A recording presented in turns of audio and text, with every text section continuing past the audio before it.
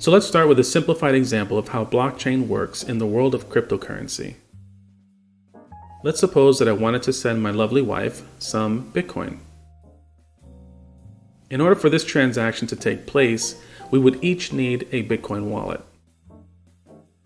We'll go into how to get a Bitcoin wallet and other crypto wallets in our level 2 subscription content, but for now, let's just assume that I want to send Bitcoin and that my wife and I both have separate Bitcoin wallets.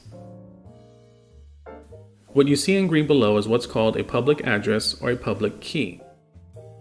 These two phrases are synonymous, so when you hear one or the other, they both mean the same thing.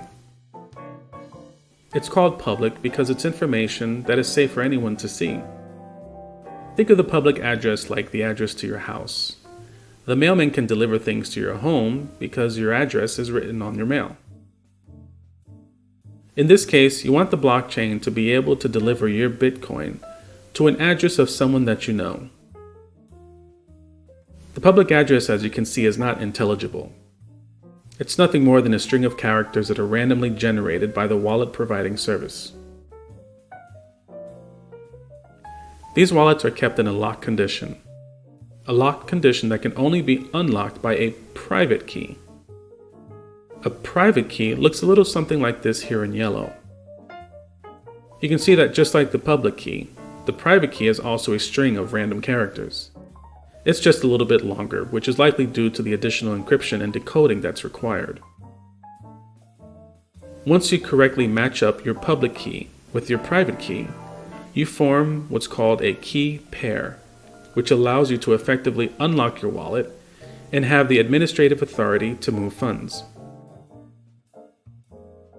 So going back to our example, if I wanted to send 1/10 of a Bitcoin to my wife, my wallet provider will have a short online form for me to fill out and submit to the blockchain. What the blockchain wants to know is really simple. Number 1, how much crypto are you sending? Number 2, what address is it coming from? And 3, what address is it going to? Once this information is collected, it goes into a queue. This queue is a chain of blocks, pun intended, that are waiting to be processed. A block is nothing more than a group of transactions. These blocks, however, are limited by time and space. It usually takes about 10 minutes to generate a Bitcoin block, and each Bitcoin block can only hold so many transaction requests. So when the block gets full, or when the time runs out, the block closes, it gets a block number assigned to it, and the next block opens up. So let's assume the request to send funds to my wife were received in time to be assigned to block 1003. Now let's see what happens to these blocks and find out what exactly they're in queue for. Let's start off with the first block on the chain. Block 1000 enters a realm of processing that is done by a network of data miners. These miners are basically expensive computers that have a lot of processing power.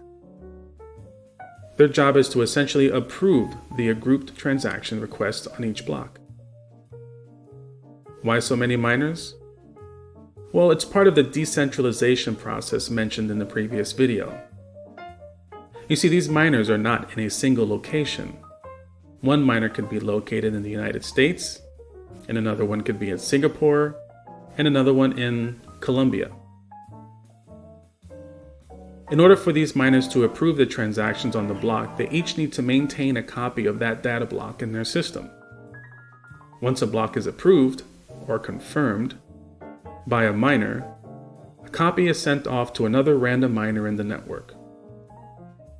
This process is repeated until there are enough confirmations of the transaction to effectively decentralize it. While these confirmations are taking place, the next block on the chain is brought in, and the same process is repeated. This mining is an ongoing, organic ledger of transaction records constantly being updated on a moment-by-moment basis. It's what keeps the blockchain alive.